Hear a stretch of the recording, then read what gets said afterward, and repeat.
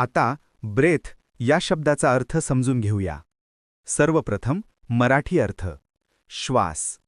Breath हा शब्द ब्रीद या शब्दाचं नाऊन आहे. मराठीत समजून घ्या. ब्रेथ म्हणजे आपण श्वासात घेतो आणि बाहेर सोडतो ती हवा. जीवनासाठी श्वास घेणे ही अत्यंत आवश्यक प्रक्रिया आहे. English meaning the air that goes in and out of the lungs when we breathe.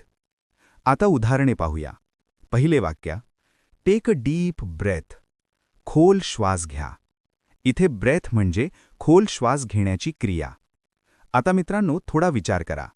Video थांबवा आणि खालील प्रश्नाचे उत्तर कॉमेंटमध्ये लिहा. Breath means A. Food, B. Air taken in lungs, C. Water, D. Sleep. तुम्हाला इंग्रजी मोफत आणि सोप्या पद्धतीने सुधारायचे आहे का? नियम अकॅडमीचा बेसिक इंग्लिश व्होकॅब्युलरी आणि ग्रामर कोर्स पूर्णपणे मोफत जॉईन करा. आत्ताच हा नंबर नियम अकॅडमी इंग्लिश नावाने सेव्ह करा. 9270275060. नंतर व्हॉट्सॲपवर हॅलो सर असा मेसेज पाठवा. दररोज व्हिडिओ प्लस MCQ सराव मिळवा. नंबर सेव्ह केल्यावरच लिंक उघडतील.